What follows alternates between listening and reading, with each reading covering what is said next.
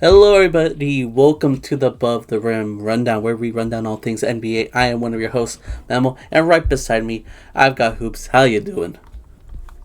What's going on, man? Overall, I've been doing pretty okay, I guess. Same old as usual. The work work routine throughout the week, and then usually in the evening, I go to the gym, um, have a dinner, and then chill for a little bit, and then repeat cycle. Aside from that, not a whole lot of new stuff, I would say. How about you? How's everything been going? Uh, Basically the same. Not gonna lie, same as you. Just working, I guess. Um, this week has been like very regular, I would say, but that changed until today because we got some breaking news, ladies and gentlemen. Uh, like about less than 2 hours since this recording, like at this very moment for us, we got some breaking news about a huge trade that we will talk about soon, but and some other stuff like Derrick Rose's retirement.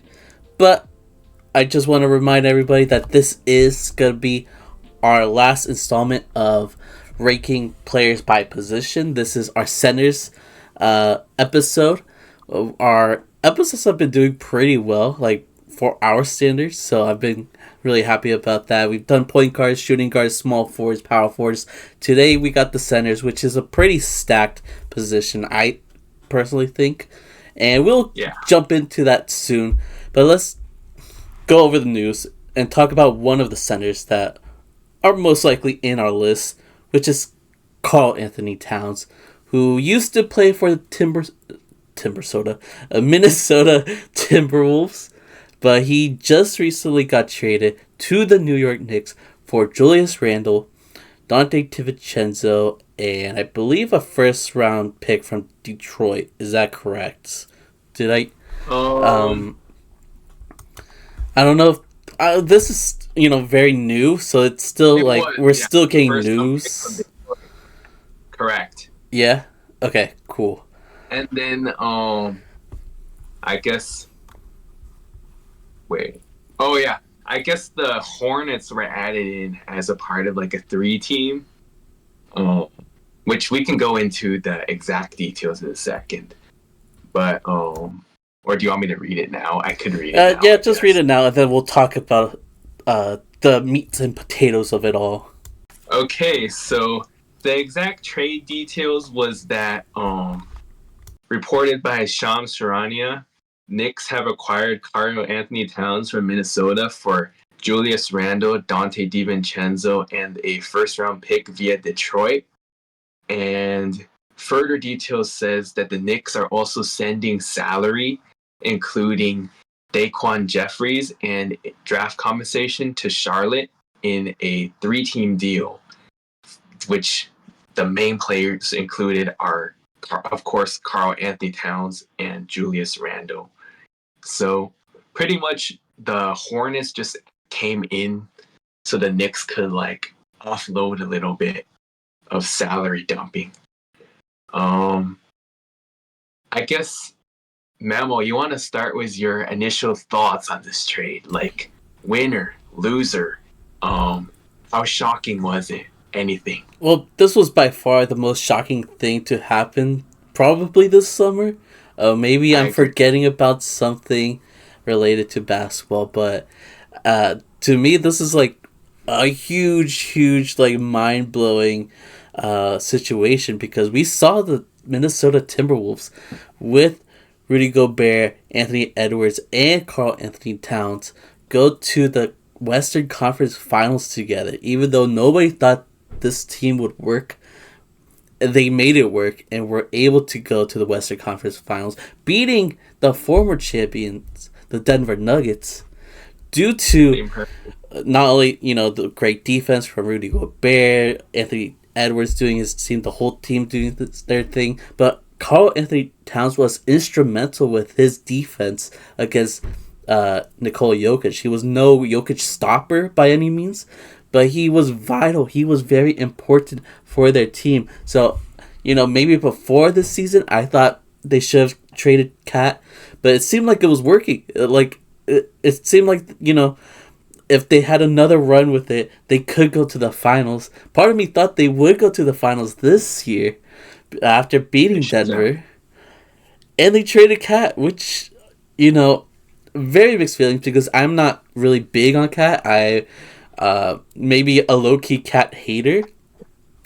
But, it was working. So I'm really confused on why they would trade Cat. Like, if it ain't broke, don't fix it. It's not broken yet. Maybe it was, but they fixed it internally. And now it's like we're throwing Julius Randle in there who could shoot some threes and mid-range shots, but he's no way near of a scorer as Cat, which you're going to need a score from the three-point line from mid-range because Rudy Gobert is going to be clogging up the paint. And we all know that Anthony Edwards as well is notorious for driving into the hoop.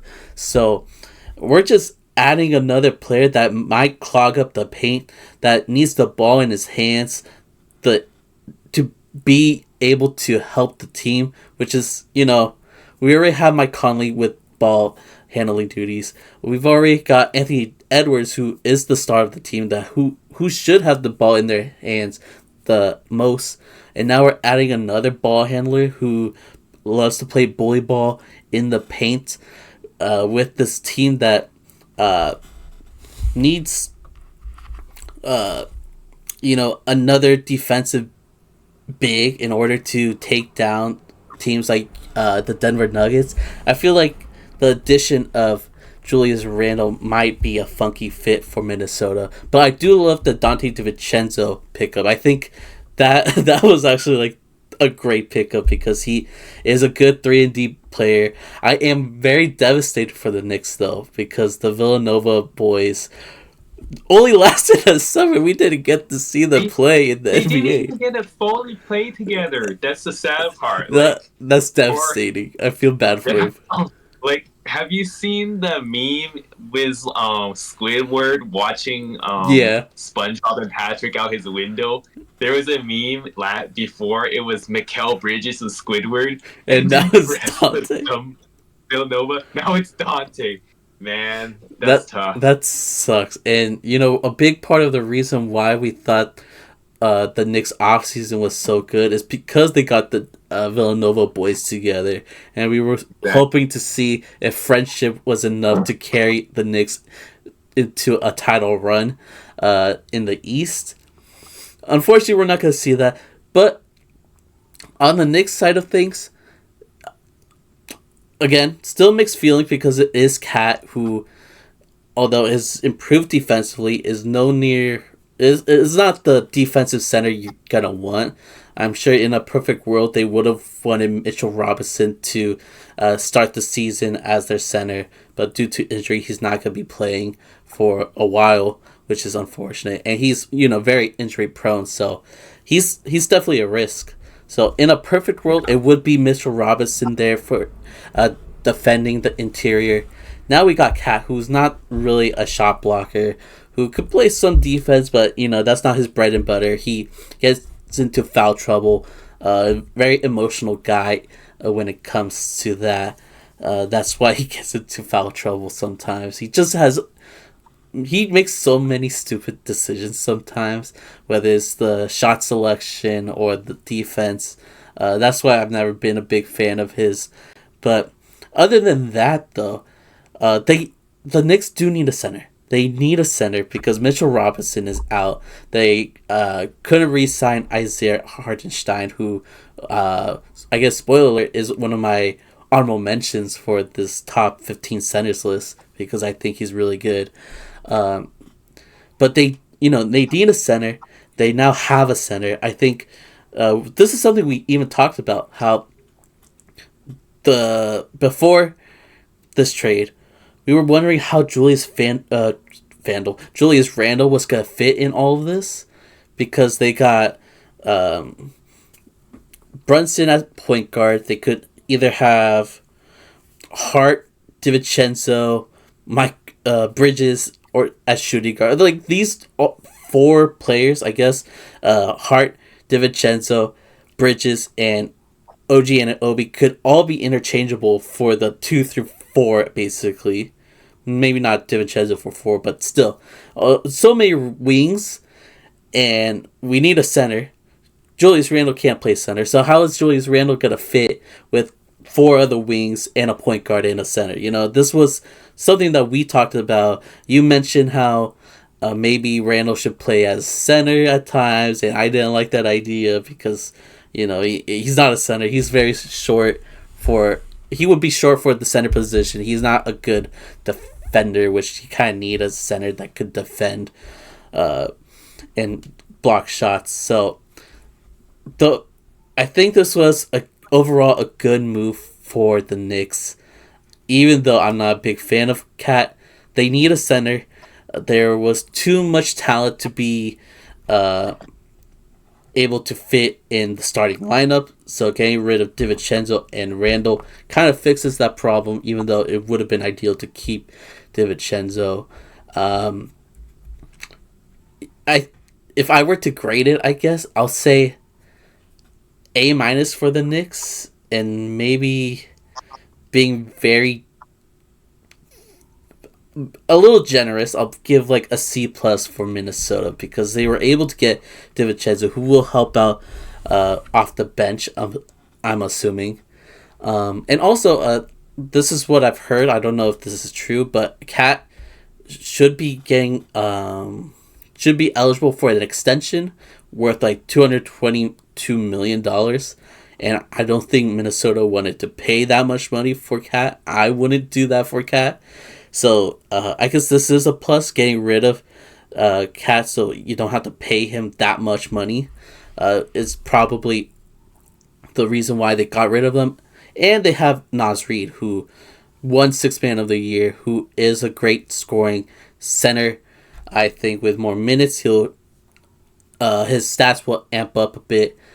And maybe they don't really have that center issue because they got, or power forward issue. Or actually, he will still be on the bench because Julius Randle would be power forward and Gobert would be center. So they're still, I guess, kind of deep in those positions, or at least have some talent. But if I was Minnesota, I would rather have Cat than Randle, which is kind of crazy for me to say because I'm not a fan of either.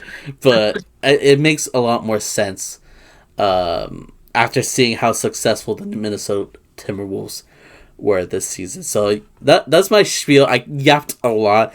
Sorry about that, but I'll let you have the floor. What do you think about this trade? I feel like you pretty much nailed most of it, honestly. Very shocking to start off. Did not expect this type of move, especially this late and right before preseason is practically going to start next week. Definitely very shocking to see this. But you did mention a lot of good points, though. Like, for example, the reason why they probably made this trade was because of the Cat extension coming up. And they probably just felt like he's not worth the asking price. So at that point, you kind of have to trade him so that way you don't lose him for nothing. And although the return value doesn't really look very great for them, at least they were able to get something in return. So I guess you can think of it that way. But yeah, overall, I would say really good move by the Knicks. Not so good move by the Wolves. Though knowing the contract situation, it makes a little bit more sense.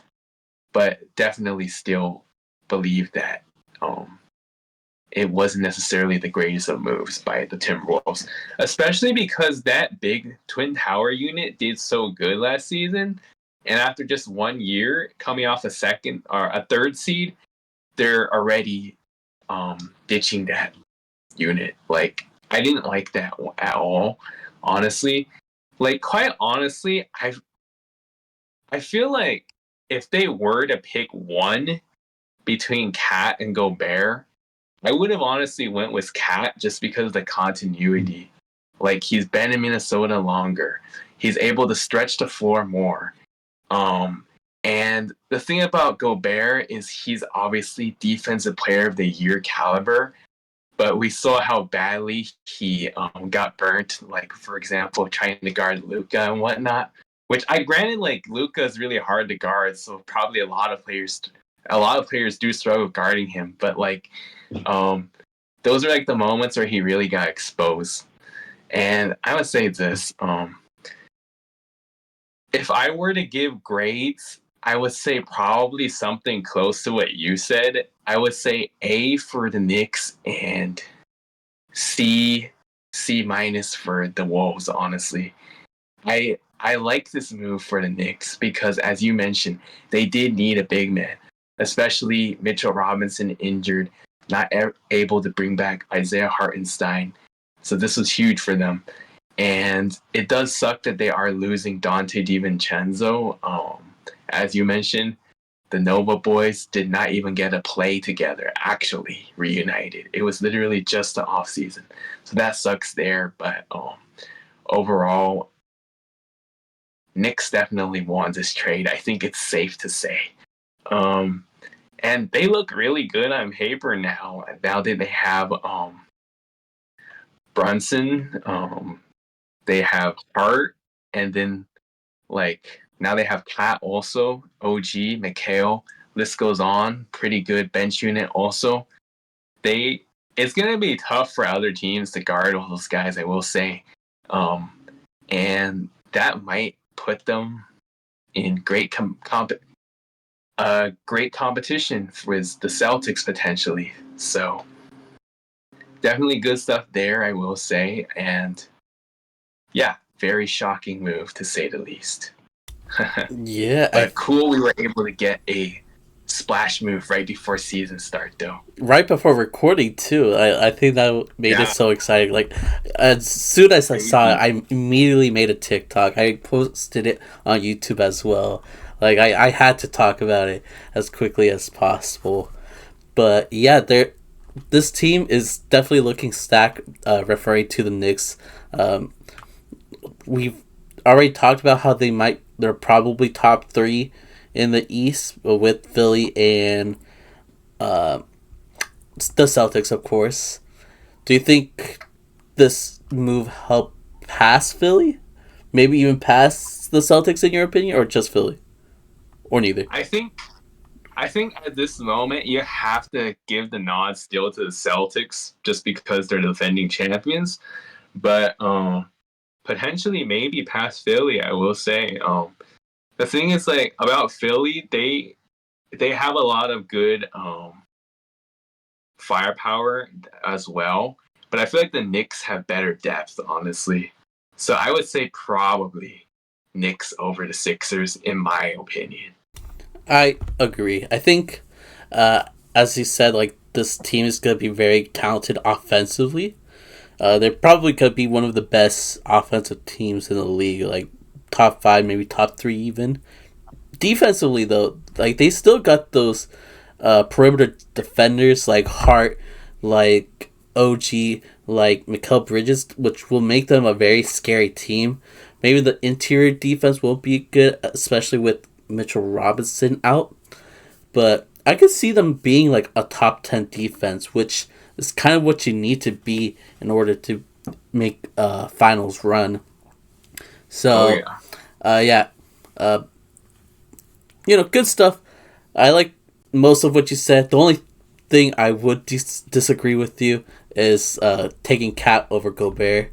I think Gobert's defense impacted the Wolves more in the 2 years that he was there than whatever Cat did with the 9 years he was there. Like they couldn't win with Cat as the number one guy, but they were able to move mountains with Gobert once they figured things out. So that's just my opinion though.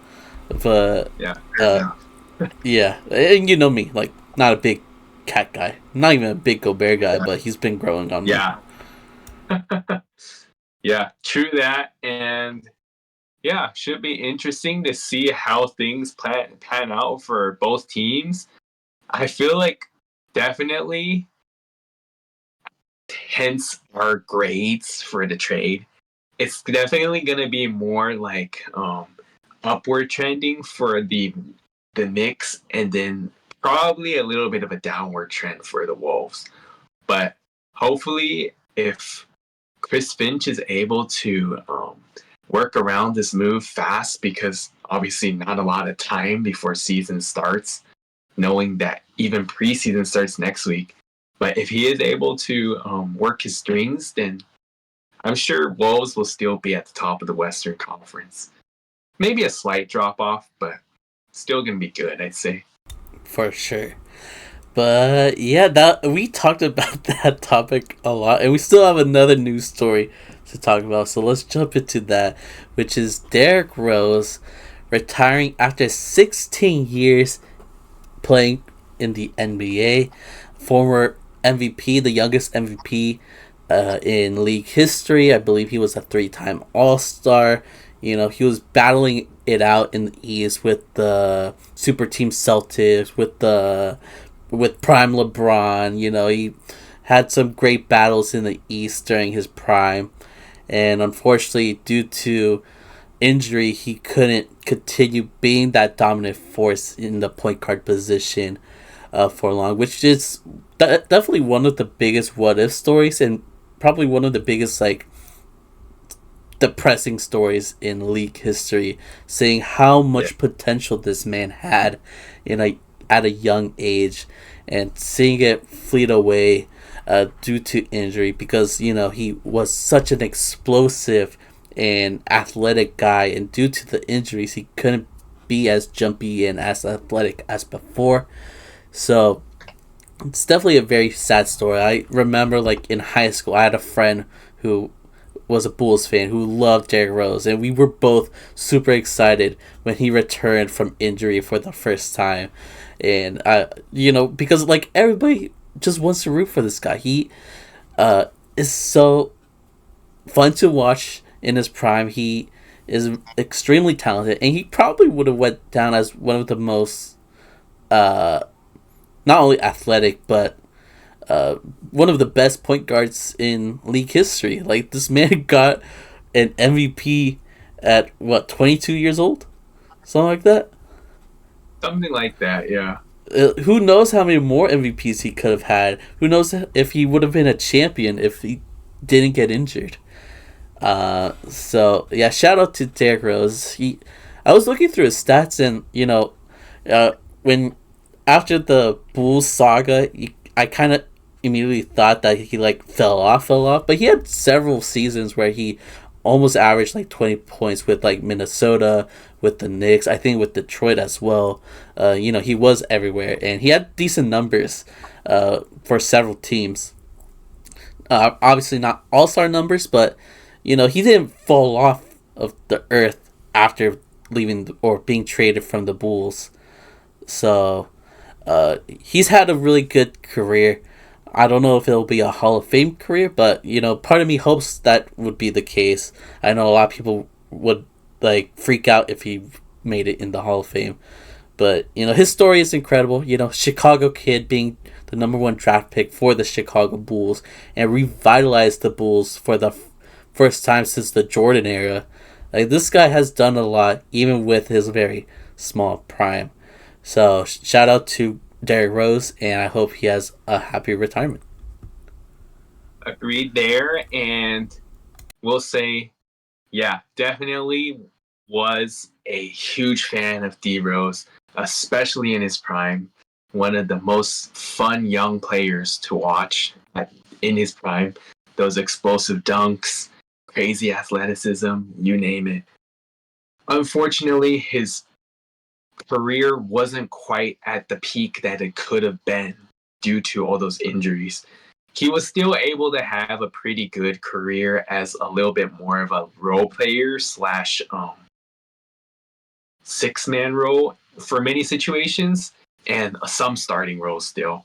but it's definitely a shame that he wasn't able to go full superstar level for his full career and potentially even winning a championship because like his Bulls run was so special, especially that 2011 season. And you mentioned his. You mentioned about you and your friend in high school when Rose returned. Um, and there was a really cool moment. Remember that Game 3 buzzer beater against the Cavs in 2015? That was really cool. I just That saw that highlight. I think yesterday, and it brought me back against yeah, like LeBron in its prime, like some of the LeBron's best seasons in back in his second stint in the cast, and he was able to hit that crazy shot. It's very impressive. it was. Yeah. Now, obviously, we know Game 4, LeBron hit a game winner back, but that's not the conversation for today. The conversation is on D Rose, and I would say that probably would be my favorite moment of his career. Honestly, like he had a lot of cool highlight dunks and whatnot. He had that 50-point performance on the Timberwolves in 2018, I believe. 2018-19. That was all really cool, but that game winner probably takes the cherry on top for me. Like, especially knowing how much he had gone through those few years before, man. 2012, injured his ACL in the playoffs and missed the entire 12-13 season. And then 2013, I believe he came back, played a few games, and he got hurt again. Tough run there. And then 14-15, I believe he missed a good chunk. Then he came back just in time for the playoffs. And what do you know? That cool but great buzzer beater for a win. And it gave the Bulls a fighting chance. Even though they did not win that series, they were respectively in it for a little bit. 1-0 lead, 2-1 lead, eventually lost 4-2, but respectable. Yeah, definitely really cool stuff there. And as you mentioned, the Chicago kid getting drafted by his hometown, very cool there too. Um, I really wish that he would have went back to Chicago, maybe at the end of his career to end it back home. That would have been really cool.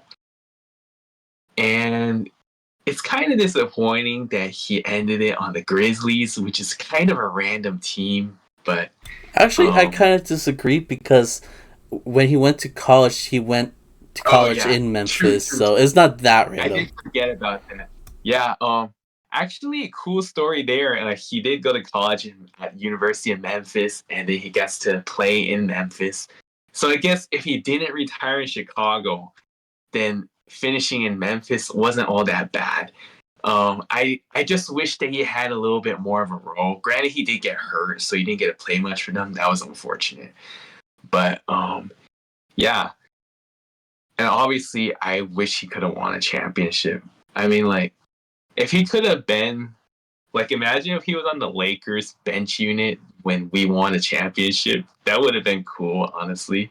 Even if he wasn't, like, the main guy, at least he gets his ring. Um, anyhow,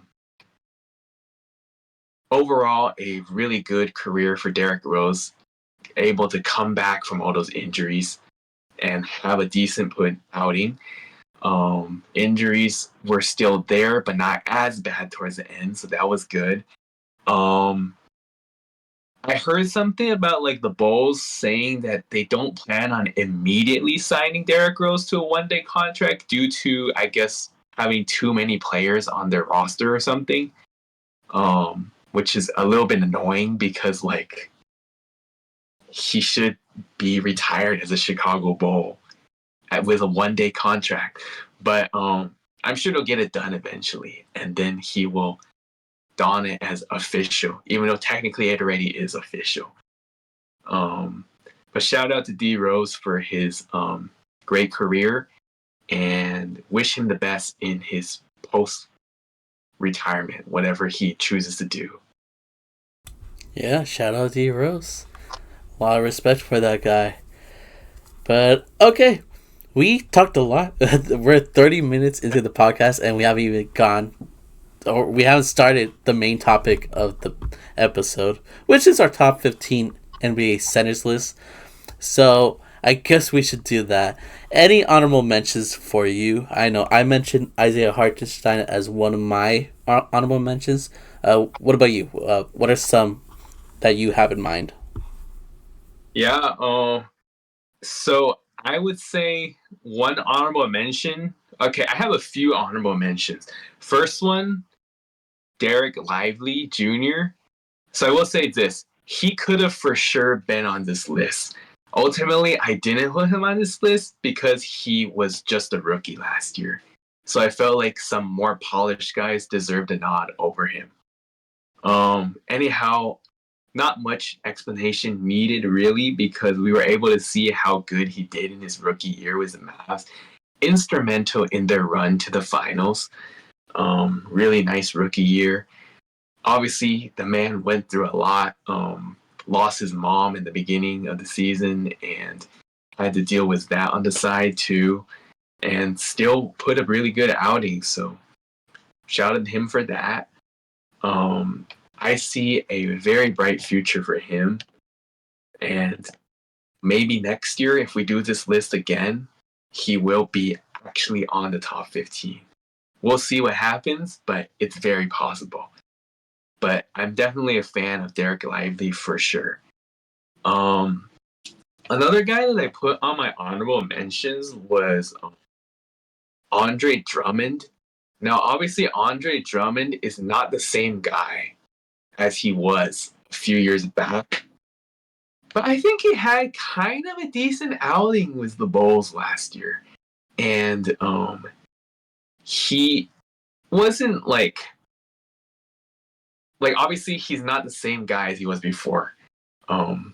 But he was still like getting the rebounds, score a little bit, volleyball still there. Not the same as before. And then the Sixers decided we want this guy back after a few seasons not having him. So, not like a crazy name, but I felt like he was worthy of an honorable mention.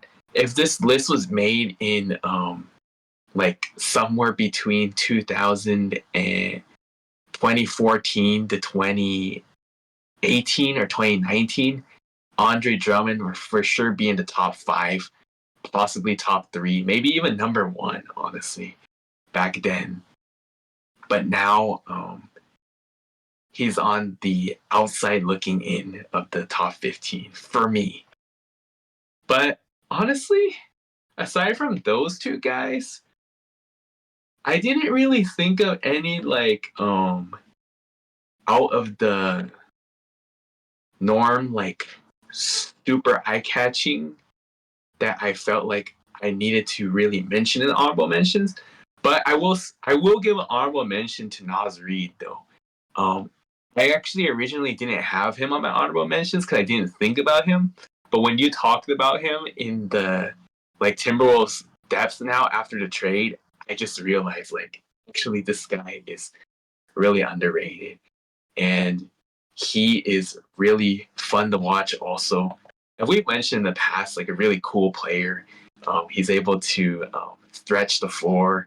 He can have some dunks, also blocks, really good defense, you name it. He was instrumental to the Timberwolves run last year, and he might have an even bigger role now that Cat is no longer on the team. Now, obviously, Randle is going to take the starting spot, but he is going to for sure spark the second unit. But I would say those are my 3 honorable mentions: Derek Lively, Andre Drummond, Nas Reed.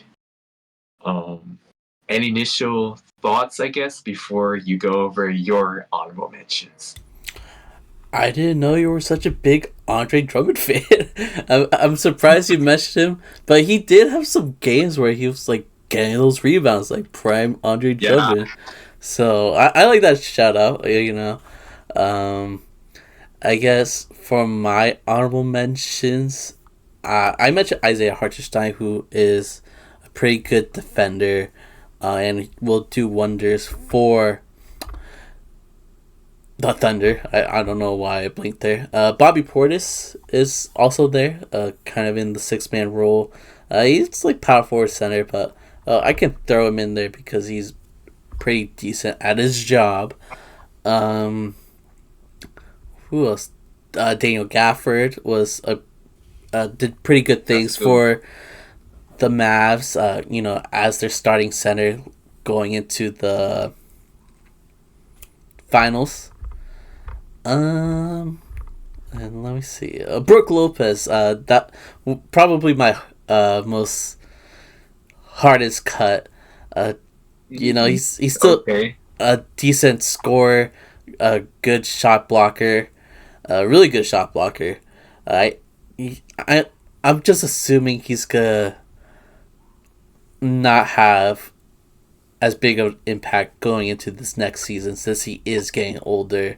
But I've always been a fan of Brooke Lopez, and he's basically interchangeable for my 15th spot because he's that good that I would consider him a top 15 player, but I ended up having a different player because I think he has a bright future, essentially. And Nick Claxton, I'll give him a shout out. Great defender for the Brooklyn Nets, and they're gonna need him to play some defense if they want to win any games this upcoming season. Which we'll see if that happens. They're gonna be taking like crazy. And yeah, I guess that's it.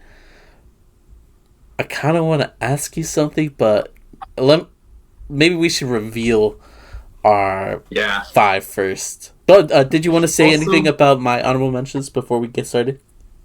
I will say this. For some reason, I forgot about Brooke Lopez, and I actually had left him off my list also. So he's definitely an honorable mention. Oh, I saw your face. So I thought you had him on your list, and you thought it was crazy for not having him on mine. That was my guess. I forgot that I missed him on my list also. And low key, I was thinking of swapping him out for this one dude, but I think I'm gonna stick to my word, honestly. Yeah. If it was a year ago, for sure he would be on this list. Last season, he just wasn't quite the same. And we know like there were factors, but yeah. Brooke Lopez, for sure, honorable mention there. And the other guys you mentioned, like Nick Claxton, I am a fan of his also. Like during those Brooklyn super team years, he was literally their only good defensive player, really, aside from like KD a little bit on the perimeter. Yeah, overall, I would say good list of honorable mentions you listed. And yeah, I guess we can reveal 15 through 11 for additional thoughts. All right, let's do it. I'm very curious about your list as always. This is always fun, just revealing our list. Yeah. So let's. Ooh, whoa. Okay. Quite different indeed. Do you want to read off your list? Yeah. Number 15, I have Isaiah Hartenstein. Number 14, I have Ivica Zubac. Number 13, Clint Capella. 12, Jonas Valanciunas. 11, Jarrett Allen. I guess I can explain if you want. Yeah. Go explain. Yeah. Okay. Number 15, Isaiah Hartenstein. I put him on this list because really he took a huge leap last year. For the Knicks, he was really instrumental in their run to getting to the second round, even though they really should have been further, if not for injuries. Huge fan of his. Unfortunate they didn't get to re-sign him, as we mentioned earlier, but really good ad for OKC. So gave him a shout out there. Right above him, I had his former teammate Ivica Zubac, who honestly could have been higher on this list. For whatever reason, I guess I put him where I put him. But okay, Zoo, he is a decent shot blocker, and he does have a little bit of like a post up also. Um, for obviously former Laker, so was a fan of his back then also. Now for the Clippers, he is still one of their top players now. Obviously, now that they lost Paul George, Kawhi always injury prone, so he's gonna be one of the top guys that would need to step up, especially if he's also absent. And we've seen in the past no problems. Like he's put up big numbers, pretty good on the defensive end, especially nickname Zublaka. Yeah, um, definitely worthy to be on this list. Maybe could be higher, obviously.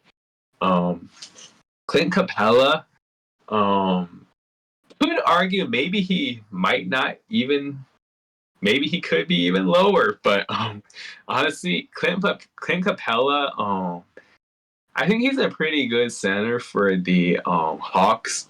He was also instrumental for the Rockets during his run there. Um, now that no longer now that it's no longer DeJounte there, and it's gonna be Trey and him as like the main guys once again, and then obviously the rookies like Versace and the other guy, whoever they add in the second round.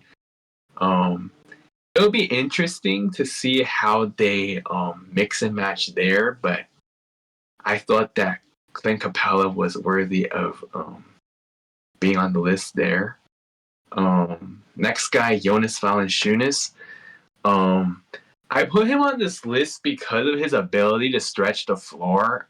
Now, he's one of those bigs that like he can play on the defensive end. He can also shoot a little bit, and he also has a little bit of a post game. Nothing too crazy. Anyhow, I know that a lot of people are not super high on him because I guess he's not necessarily like a massive difference maker type of guy. Overall, I am a fan of Jonas Valanciunas though, so I thought he was worthy of being here. Um, and then Jarrett Allen, really good shot blocker. Um, he is also really quite fun to watch on all around, like his defense, his dunks. Um, Still rocking the afro too, like carrying the tradition. Also really cool. Just an all around like fan favorite type guy. I'm a fan of Jarrett Allen, and if he would have been healthy in the playoffs, maybe they would have put up a better fight against Boston and possibly won a second game as opposed to one. But yeah, I am a fan of Jarrett Allen, so definitely had to put him on this list here.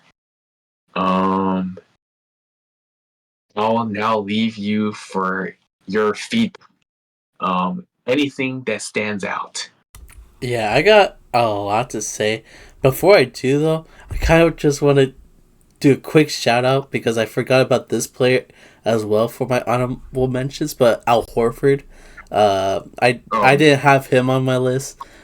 Stretch big, still pretty decent defensively, and he was a key piece to the Celtics championship run. So yeah, I saw while I was like looking through stats, I saw his name and I couldn't believe I forgot about Al Horford. So the oh, my little honorable mention for him. Okay, but in regards to your list, I guess the only player I have on my list that's similar to you is Jared Allen. I don't have Valanciunas, Capella, Zubats, or Hartenstein, even though these are like very good centers. I think they are just solid, um, like capable of being starting centers for most teams. Um, I just like my list a bit, or my list of players a bit more because some of them do have star potential. Uh, okay. but I guess one by one, I already talked about Isaiah Hartenstein. He definitely, I'm Yeah. not mad about him being on the list. Zubats is, uh, you know, he knows his role, and I think that's why he is so important for the Clippers, because he knows he's just got to rebound, be a big body in the paint, and score when needed, and that's what he does. Clint Capella, in my opinion, maybe shouldn't be here, because although he is still a walking double-double, he is like slowly is digressing or digressing. Is that a word? Trending downwards. He's trending downwards. I know a lot of Hawks fans are not really fans of Capella at the moment. But he's still a decent center. So is Valanciunas, who isn't as good of a defender as Capella or Hartenstein. But he could score a bit, and maybe he'll score more with the Wizards, but he's probably going to be forgotten pretty soon, unfortunately, being in Washington. Jared Allen, though. But, sorry. Maybe they're gonna trade him at the deadline. Oh, that's true. That's true. Yeah, I think I heard that Washington signed him with the intent of trading him, which is very interesting approach. Not gonna lie. I think that's a good idea, honestly, because he could be an important piece for like a team that wants to go to the finals. So having him on the bench or something would be cool, and then the Wizards could get some draft capital or a young player or something. Yeah. So honestly, maybe a smart move, sneakily by Washington there. Yeah, but guy they gotta make the trades though, so we'll see. Yeah, and then see. Jared. Go ahead. Yeah, Jared Allen, I for sure have on my list. I think he is one of the best defensive players in the world. His offensive game is improving, and yeah, due to injury, he might have not have the most spectacular season, not like an all-star season, but it was up there, honestly. And I think he's very talented. So having him here, it makes sense, honestly. For sure. I will say overall, all of your points are pretty valid, and I can understand why 4 out of the 5 are not on your list. I will say, maybe Zubac's a little bit shocking compared to the other ones, but I guess I'll wait and see who you have laid higher before I fully judge. But I will say this though, all of those guys you listed are really good.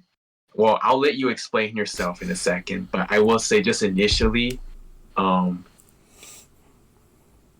actually, let me just let you talk about your list since you haven't mentioned it yet. Okay. So at number 15, I have Derek Lively. Number 14, Naz Reid. Number 13, Miles Turner. Number 12, Alperen Sengun. And number 1, Chet Holmgren. Sorry, not number 1. 11. Did I say that all wrong? 15, Derek Lively. 14, Naz Reid. 13, Miles Turner. 12, Alperen Sengun. And 11, Chet Holmgren. Derek Lively, which was one of your honorable mentions, he was a very important piece for the Mavs this finals run as a rookie. And I just think he has a lot of upside, a lot of potential. He's already shown that he is a capable defender who's able to defend in high-stakes situations like in the finals. Decent passer, could score when needed, and honestly was the best center on the team. I think he was outplaying Daniel Gafford, who was starting. So because of the potential, I sneaked him over Brook Lopez for the 15th spot. 14, I got Naz Reid, who won Sixth Man of the Year this past season, who is a great scorer off the bench for the team, who has some fun moments. He is a fan favorite there in Minnesota, and I think he'll continue doing great things in Minnesota. Just blocking shots and dunking on people. I think he will be fantastic. 13, Miles Turner. Amazing shot blocker. Maybe His defense isn't as good as the shot blocking, like overall defense, but still, he always is up there with like uh, blocks per game, like statistics wise. Like he's always up there every season as one of the best blockers in the league, and he is a great scorer as well. He could shoot threes. He could uh, get buckets basically everywhere on the floor. A very talented guy, and who's always in trade talks for some reason. Like he is a very important piece. I'm sure a lot of teams would want him, but I don't know why the Pacers wouldn't want him. I I think he fits well over there. But yeah, I have him at 13. Sengun, a lot of potential. We talk about this. I feel like almost every week now. He's baby Jokic. He is the Charmander to Sabonis's Chars, or not Charmeleon, to Jokic's Charizard. Because of their playing styles are so similar, he is a great scorer, especially in the post. He loves to do those like 360 turnarounds, like spinning in the post. He does that a lot and would score very efficiently there. He is a great passer for his position as well. That's why we compare him to those guys. And there's a lot of talented young players over there in Houston, but I think it's kind of obvious that he is the best one, weirdly enough, even though he wasn't like a high draft pick like what's his name? Green. What's his first name? Green. Yeah. Like he should be the number one guy, but it's clearly Sengun. Yeah. So, yeah, a lot of potential. And then maybe my most controversial decision was putting Chet Holmgren at number 11, just missing the top 10 spot. I think he is very talented. He similar to Miles Turner. He's like a 3-and-D guy. He can shoot those 3-pointers. He can shoot the mid-range. He can score in the post. And is one of the most impactful blockers in the NBA. And I do believe he's just an overall better defender than Miles Turner. He's an incredible defender overall. But incredible player. Like, he has so much potential. I'm sure he'll be an all-star someday.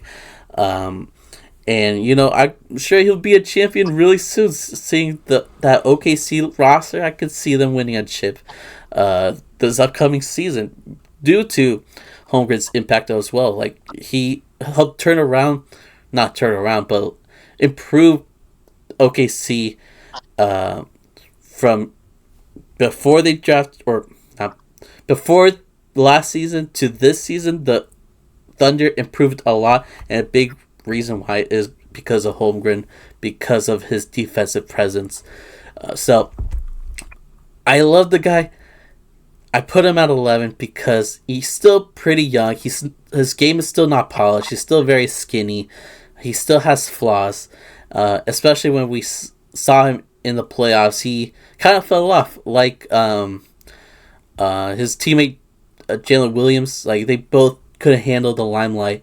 But he's just a rookie, or he was just a rookie.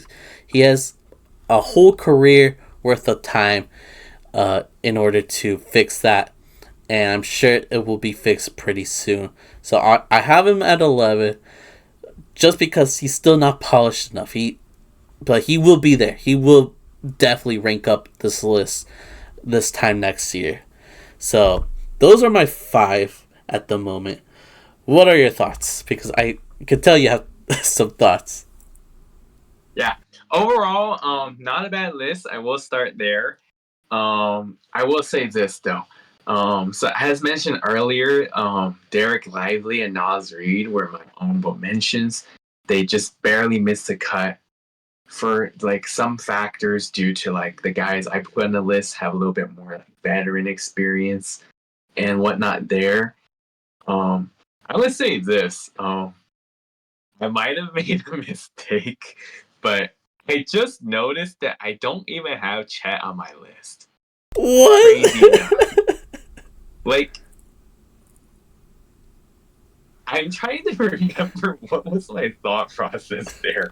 Like, I think that I would definitely put him ahead of Isaiah Hartenstein. I think I would probably honestly put him ahead of like everyone on this list except maybe Jarrett Allen. If I were to second thought, maybe the reason why I forgot about him was because he was coming off his first full year, missed his rookie year, and I guess like the thing is, like, I should have remembered about him being a center and not like I don't think that I had any like position confusion because like clearly him and Wemby going at it against each other, like that kind of made it clear that he was a center. But that was one mistake we made, I will say. It was it. That was my error. But Şengün and Turner are both on my list, and I have them just a little bit higher. I don't think I have them crazy high, but they are on my list. So definitely very worthy for those two guys. And as mentioned, like, don't know why Turner is always in trade discussions. He's really good. And like, why do they not want to keep him? I don't know. Şengün, as you mentioned, we always talk about how he is the Charmander, baby Jokic, Sabonis, you name it, and he is for sure easily the best Rockets young core guy. Um, so yeah, definitely really worthy there. And if Şengün did not go down last year, maybe the Rockets could have made the play-in tournament over the Warriors, even though they ironically did go on that 9-game win streak or whatever it was as soon as he went down. So that was quite ironic. But nonetheless, Rockets, I'm sure they will get better. Not so sure how good that team will do overall, but his role will definitely help them get better. So definitely a fan of Şengün, and really a fan of all those guys that you have on your list, honestly. Like, I would gladly add them on my list. And I'm sure, like, next season, as mentioned earlier, like, Lively probably will be on this list for me. And then Nas Reed, I'm not mad at that. He played a huge role for the Timberwolves. Chet should have been on this list for me, probably. He will for sure be on it. I'm sure next year.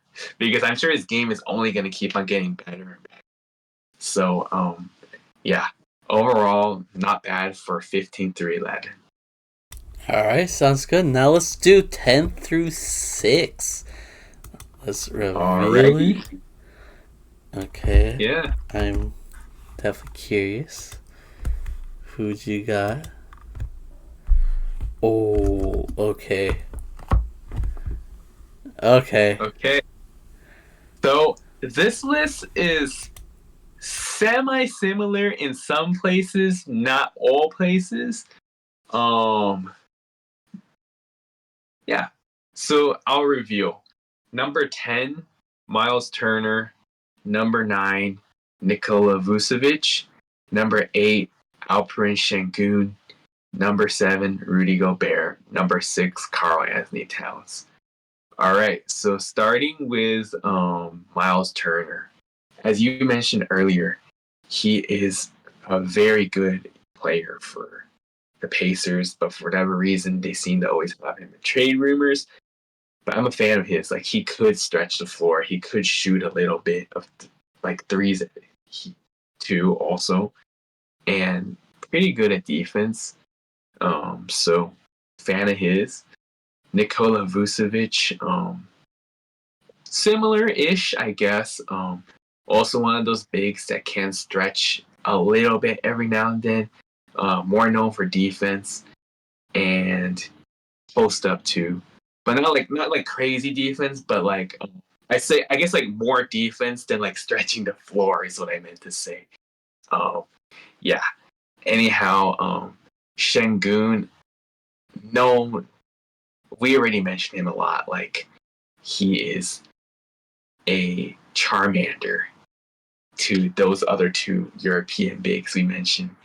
So, and the best young court guy for the Rockets. So, shout out him there. And then Rudy Gobert, he has won several Defensive Players of the Year. His offense is a little bit limited, but obviously when he's that big, I guess he doesn't really need to do that much. Definitely worthy and instrumental to how far the Timberwolves got last season. And right above him, I have his now former teammate, Karl-Anthony Towns. These two were a little bit of a neck and neck for me.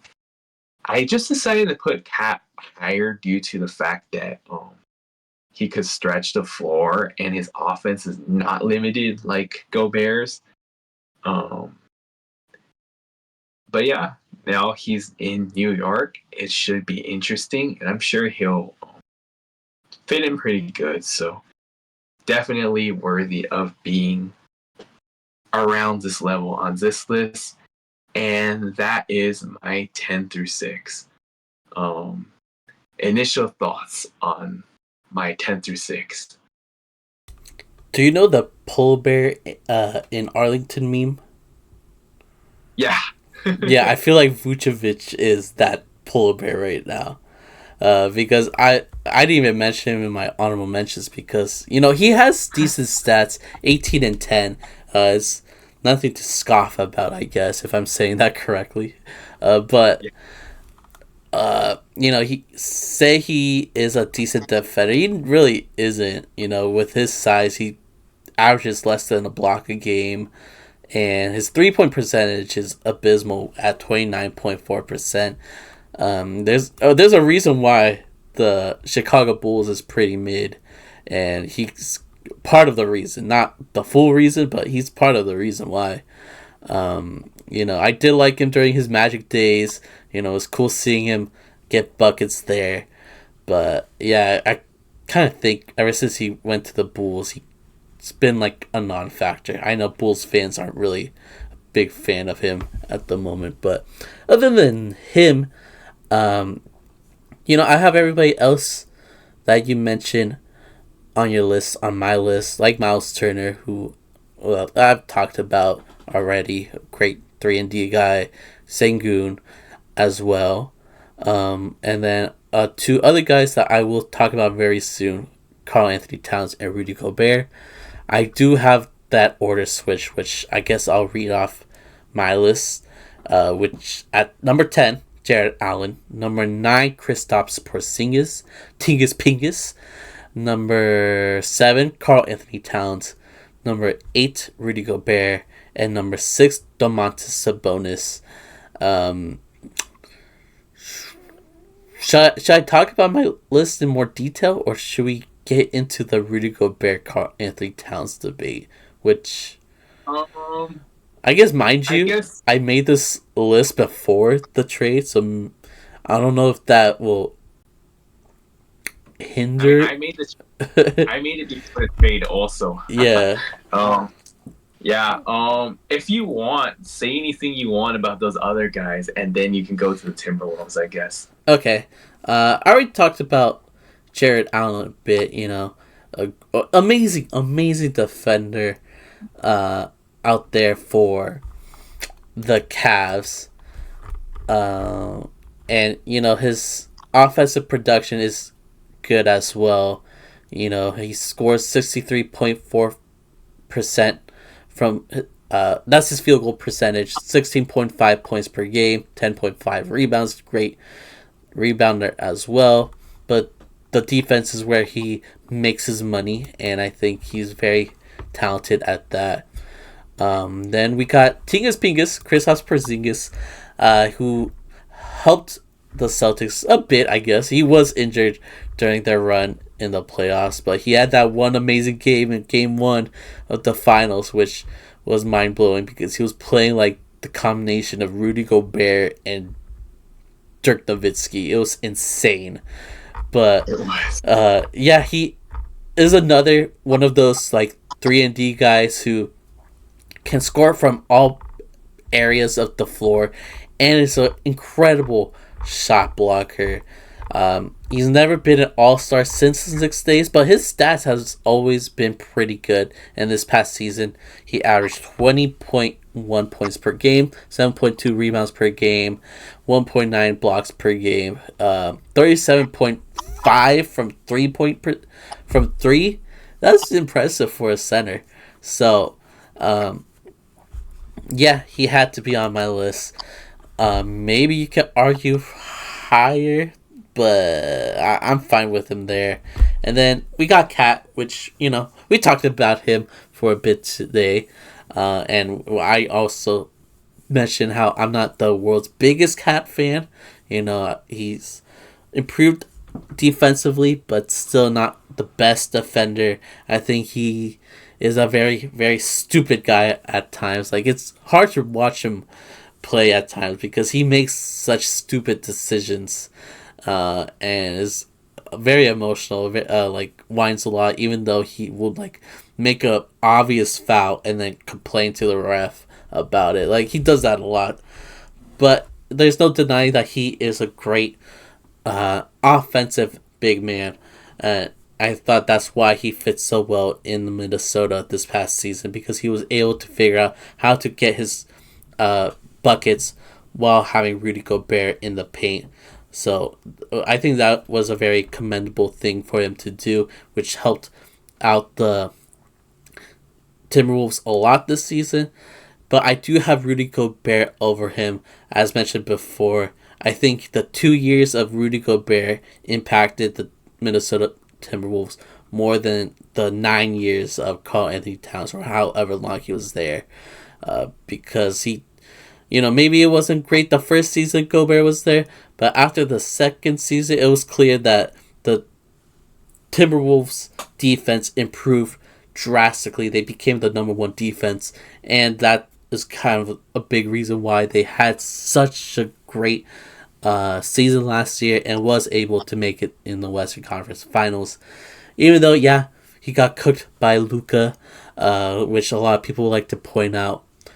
Everybody would be cooked by Luka. It's Luka, there's not much 7'1" freshman that's built like a deer could do while guarding Luka. So, so like, let's be fair. And then at number 6, Domantas Sabonis, which I think some people would have him lower, because he doesn't really play much defense. But yeah, he's a solid double guy.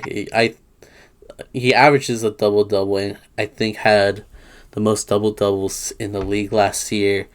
He could, occasionally shoot threes, but it's mostly the mid range and the post game where he thrives offensively, and his passing is very, very important there for the Kings. The pick and roll game with Darren Fox, we've seen that be a important piece to a really, really good offensive scheme there in Sacramento. But I could see why people would have him lower. I would prefer a Sabonis over Gobert. I think, I don't know, they could be interchangeable, but I'll for sure take Sabonis over Cat. Like, that's a no-brainer to me.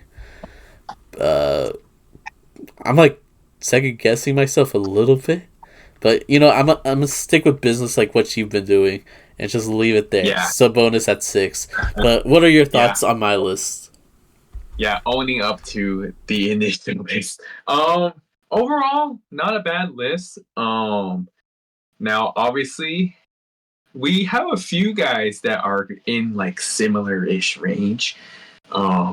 Jarrett Allen, you have him one spot higher than I did. No, not much explanation needed. One of the top young defenders in the league, and cool, swagging guy too. Porzingis, obviously injuries is an issue, but when he is healthy, great things. Stretches the floor, defense, that game one performance was special. And the way you said it, looking like a combination of Rudy Gobert and Dirk, that's about sums it up, honestly. Like, it was insane how good he was that game. Cat, obviously, we have Cat and Gobert interchanged. We actually have Gobert at the same exact spot. I just happen to have at number 7, but I just happen to have Cat at 6 while you have Cat at 8. Now I could definitely see the two being interchangeable. Both instrumental to the Timberwolves last year. They were the twin tower duo for known for a reason. People want to say like you can't work a 2-center lineup. Well, they did, so there's that. Yeah, both of these guys really worthy for their defensive role. Cat stretching the floor, you name it. Unfortunate they're not teammates anymore, but the 2 years they had was fun while it lasted. Especially the second year last year when they were the 3rd seed and made it to the conference finals. And then Sabonis, I actually think that you put him at a pretty okay spot. I think I would probably list him over these other guys you listed as well. I actually happen to have put him in the last video as a power forward. Yeah, I know, that position mishap. ESPN.com, for some reason, even listed him as a power forward. I guess that kind of like misled me a little bit. I should have known better, but they definitely misled me there. So my bad on that. But if I were to have had him on this list, I think I would have him around the same range as you do. And so I'm not mad at that, honestly. But so far, not bad. All right. But I believe that probably is a good segue for us to go into our top 5. Okay. I was gonna say one thing. Yeah. I've noticed that so far, I'm gonna assume you don't have this guy in the top 5, but so far there has been no DeAndre Ayton sightings. Yeah. Not in my top. Okay. Okay. I'm glad we're on the same page as on that one, because yeah, this guy lacks dog. He has decent numbers, but so I'm just mentioning him because I'm sure people would wonder why he's not on the list. Why I would have like a Derek Lively over DeAndre Ayton, DeAndre Dominating, as he would say. Yeah, that's funny. Yeah, yeah, very cringe. Like, this guy is kind of just a loser. Like, he just wants the money. He doesn't want to play basketball. He doesn't want to play good basketball. He's a loser. So yeah, I'm glad that you didn't have him on your list. So that's why I mentioned him. Yeah. Good on the lookout there for not having him on the list. Yeah, you know, Paul. Yeah, you too. All right, then. I guess, shall we reveal the top 5? Yes, let's do that. Okay. Oh, sorry. All right. My top 5 has been revealed in our docs. And you know what? I like your list. Let's see. Okay. Oh, okay. I'll go over my top 5 first. Yeah, go ahead. Number 5, Kristaps Porzingis. Number 4, Bam Adebayo. Number 3, Victor Wembanyama. Number 2, Joel Embiid. And at number 1, Nikola Jokic. So, as mentioned earlier, AD, I had him in the power forwards list last video. So that's the reason why I don't have him on this list. He would for sure be in the top 5 if he were to be in this episode. Anyhow, breakdown for my top 5 now. Kristaps Porzingis being number 5. You could argue maybe I put him a little bit too high, and honestly, maybe I did. But I guess I put him here because of the upside. Like when he is on the floor, like okay, that game one performance was an anomaly. Like you do not see that type of performance from this guy in the year 2024 like that in this common.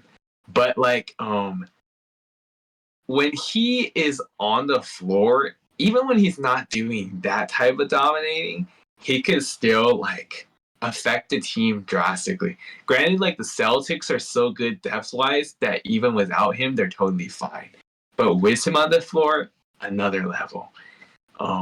He could like obviously he's shown like he could stretch the floor, block, rebound, all that.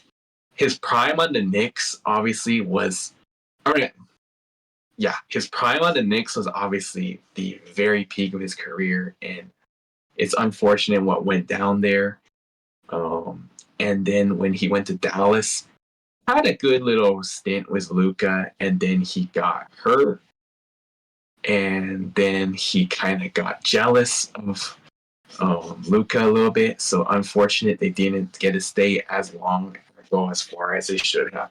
Anyhow, I probably did put him a little bit high here, but owning up to it, his upside is quite good when he is healthy. Bam. Now, obviously, he is one of those also really good really good new school bigs where he can block, stretch the floor, and he can post a little bit, not crazy post up, but more so known for the defense, I will say. And obviously last year he had that game winner in Detroit. Granted, it was against the Pistons, but like it was cool that he did shoot a three for the win, though, because you don't really expect that from him. But like he's capable if needed. Anyhow, Bam worthy be on the list. Wemby. Now you could argue maybe this is high for him, knowing that he was just a rookie last year, but he showed so much potential, and like his capabilities were just shown there in that 1 year that it's just proven to be enough, I guess. Like really tall, he is able to he blocks shots with ease. Like we've seen how many like high number of block games he had. Like his average, I don't remember what his average was, but he probably averaged like at least 2-3 blocks, right? Something like that. So yeah. And then he can also shoot and stretch the floor. And he is like he doesn't really need to even jump much to dunk because he's that tall. Like it's fun and definitely a force to be reckoned with for years to come. Anyhow, the number one and number two is pretty self-explanatory. I feel like pretty much anyone would have these guys up there except for potential haters of those players specifically, because these are clearly top two. Number two, Joel Embiid. Obviously, one of the issues of him is his injuries and disappearing in the playoffs. But last year, though, he did have a pretty decent showing, despite obviously losing in the first round. But he did good. And Jokic and Embiid were neck and neck for a while. And then I guess 22-23 was a year that Jokic really stood out to be the superior guy, having won that ring, and two, like just showing his capabilities more. And obviously Embiid getting that pity MVP due to voters fatigue, like it was definitely a pity MVP because Jokic was more deserving. But without further ado, Joel Embiid still really great and the number two center. But the reason he is not number one is because of Nikola Jokic. Obviously, the man can practically do it all. His His offensive game is good. Post up, 3-point shooting, mid range also. And then on the defensive end, he can block, and his playmaking, like passing to teammates, finding the open man, assists, like it's just incredible. Now, obviously we've seen him torch the Lakers as Lakers fans, really frustrating to watch. Especially the conference finals in 2022-23 season when like AD literally guarded him so well. And he still throws it over his head and moonshots it in. Like, you cannot guard that any better. And yet he still made it. Like, this man's amazing. That's why he is number one on this list.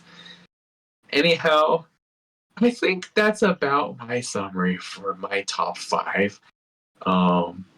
Any initial thoughts? I'll say I really like your list. I guess due to the fact that like the position confusion from last week, Yeah. The lack of AD does look glaring, but knowing that he was in the last list, so was a bonus. With the players that you have, it makes sense. I guess I do have Porzingis lower than Cat, lower than Gobert, but you could make an argument for him over both of them, because in a way he's like the combination of those two when you think about it, like a scoring threat, good defender. He's just not as impactful as either player, so that's why I have him lower. But in a perfect scenario, I could see Porzingis being better than those two any day. But yeah, again, with the players that you have on your list, this ranking does make a lot of sense to me. A lot of sense. So let me go over my list because in a way, it is very similar. So at number 5, I have Bam. Number 4, Victor Wembanyama. 3, Anthony Davis. 2, Joel Embiid. And 1, Nikola Jokic. So basically, we have the same order for 4 players. I just had Anthony Davis in the middle between Joel Embiid and Victor Wembanyama. But yeah, I guess we'll start with 5, Bam Adebayo. Always in talks for Defensive Player of the Year. With Wemby being in the league now, it could be possible that he is one of the best defenders to never win a Defensive Player of the Year, but maybe he can win it. There's still time. He's still relatively young. But yeah, amazing defender. Pretty good at, what was it called? He's a very versatile defender, I'll say. It's not just in the post. He could guard smaller players as well. And we were able to see his talents in the Olympics where he was doing just that. There was a reason why he was playing more than Joel Embiid, even though Embiid is the better player. Sabonis is just so much versatile of a player that you can fit him in with any team, and he's going to contribute very, very well. But I do have him under Victor Wembanyama, which you do as well. And I feel like that would be a controversial opinion for a lot of people, saying that after a rookie season, Victor Wembanyama is already better than one of the best defensive players in the league. But, Wemby is quickly one of the best defensive players in the league. You said he averaged around 2 and 3 blocks per game. He averaged 3.6 blocks per game. So if you round up, yeah, that's 4. Almost 4. Yeah, and he's just a rookie. And it's only going up from here. Like, these stats are insane for a rookie. 21.4 points per game, 10.6 rebounds, 3.9 assists, 1.2 steals per game, 3.6 blocks per game, 46.5% from the field, 32.5 from 3. These stats are only going to improve because, again, he's just a rookie. He's still a young young guy. And we saw him improve within the season, you know? So, yeah, maybe people would say Bam is still better. Victor's not polished enough, but I think Victor already proved that he's better than Bam at like a lot of things. Yeah. Number 3, I have Anthony Davis, one of my favorite players in the league. Not only because he's a Laker, I've been a fan of AD since he was playing for the Pelicans. But yeah, he is so talented. I think it was the No Dunks podcast I was watching, who were talking about the best players to never win a MVP, and I think he's up there with the Kawhi Leonards, the Chris Pauls of the world. I think AD's up there because he is probably the best two-way players in the league. Up there with Giannis. It's him and Giannis that are up there as the best two-way players in the league. He averaged 27 points per game last season while having LeBron on the team. He still was able to get buckets and was clearly the best defender on the team. Times desperately trying to carry the team, who was the rest of his teammates aren't really the best defenders. So, the MVP thing, he might never win a DPOY, which would be unfortunate as well. But it is clear that he is one of the greatest defenders of all time. And I just love his game. Love the shot blocking. Very, very skilled player. He's a center with guard-like qualities. So, how can you not like the guy? He's kind of almost like the original Victor Wembanyama when you kind of think about it. But yeah, I have him at 3. Number 2, Joel Embiid, who, if it wasn't for injury, this past season might have been his best season. It might have been MVP worthy because he was dropping buckets like crazy before his injury. I think I have his stats right here. Yeah, 34.7 points per game, 11 rebounds per game, 5.6 assists, 1.2 steals, 1.7 blocks, 52.9 field goal percentage, 38.8% from 3. That is insane for a center.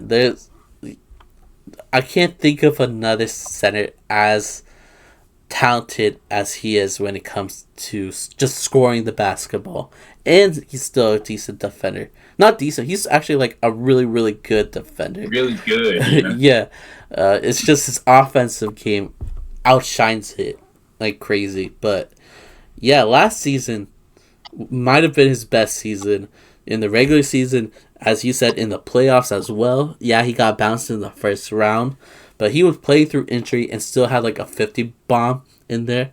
Maybe some dirty plays, maybe some flopping, maybe some foul baiting as well, as that's what Joel does.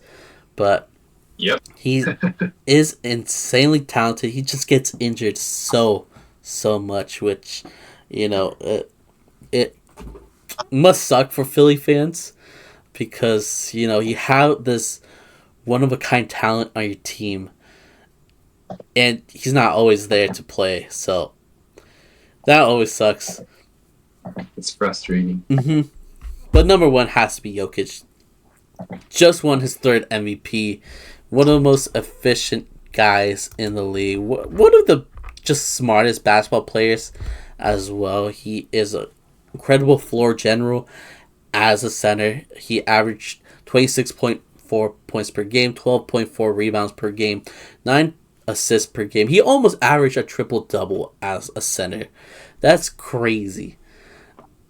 1.4 steals, less than almost a block a game, 58.3% from the field, 35.9% from 3. He could score wherever, however, whether it's a floater with a hand in his face or from half court with a hand in his face, he somehow gets it in, no matter who's defending him. Like AD, in heartbreaking fashions, he can just get that ball over you somehow, some way, and score like crazy.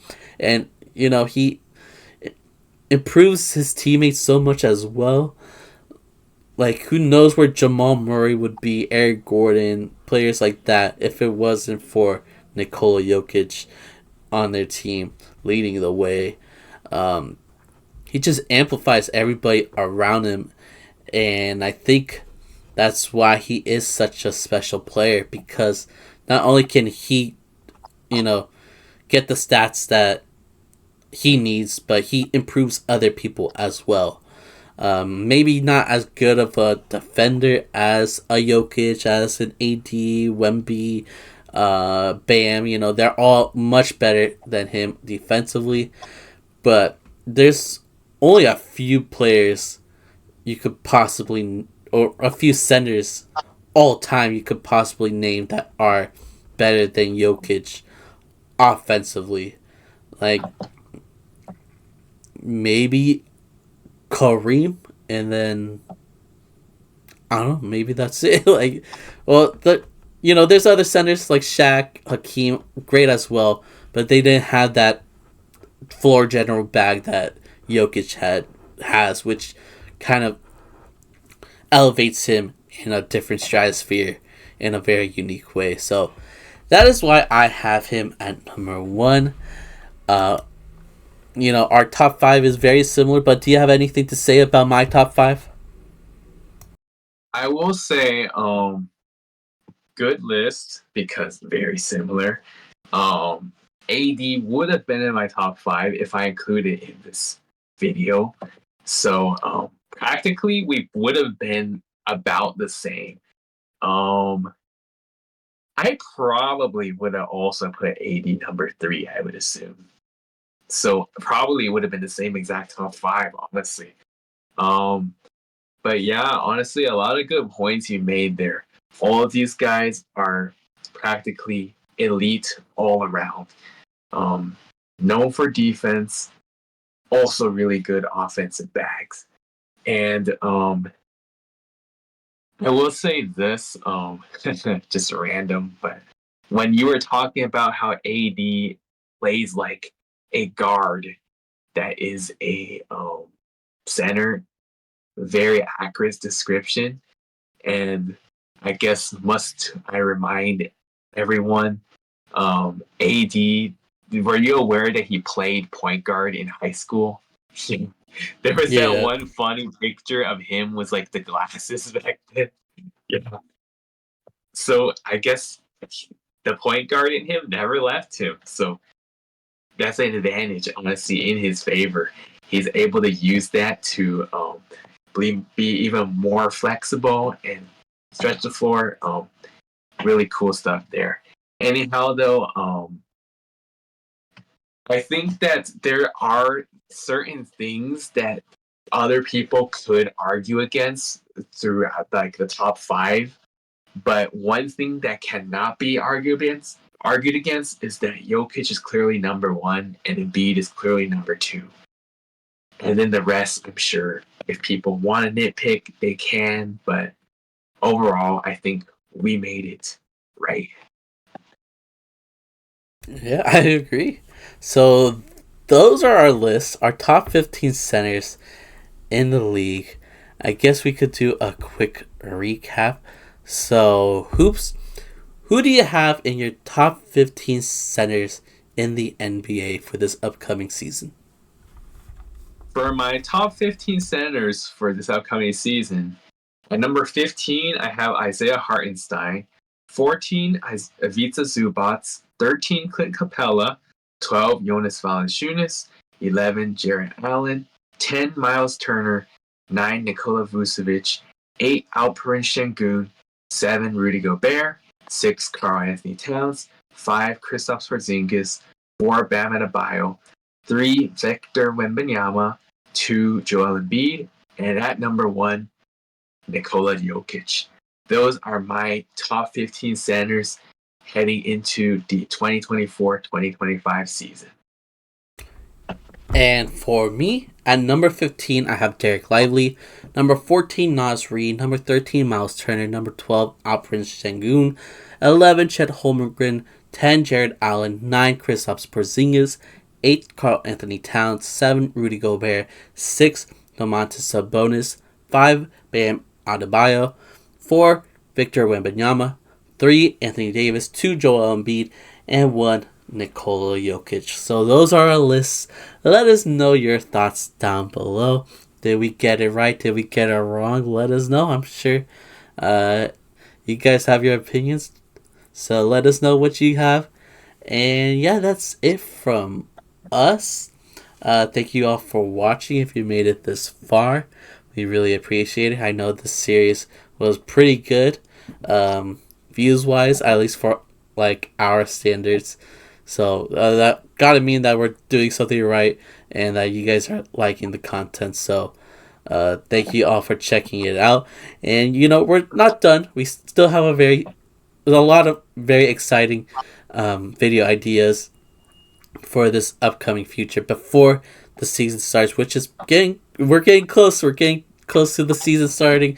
News is starting to drop, as you can tell from this episode. So there's going to definitely be a lot more great content for you all to check out. So make sure you're subscribed to the YouTube, following on podcast platforms like Spotify and Apple Music. Check out our social medias as well. As I think I mentioned this episode, I made a quick little TikTok / short about the Karl-Anthony Towns Julius Randle trade that you can check out if you'd like. So yeah, make sure you stay tuned. Anything you want to mention before we head out? Yeah, just pretty much mirroring what Memo said. Per usual, thank you guys for the constant support to our channel. We greatly appreciate it. Could not be where we are today without that, you guys. We have come quite a long way, honestly. And as mentioned earlier, we have been seeing the progress in large part due to you guys, the viewers. Very greatly appreciated. And as mentioned, we are now done with this series, but we are not done with more fire content. So definitely be on the lookout there. We got some cool concepts, video concepts coming up soon, very in the next few week episodes. And then before you know it, NBA season starts. So the time is actually coming by pretty quickly. So it's going to be a fun time.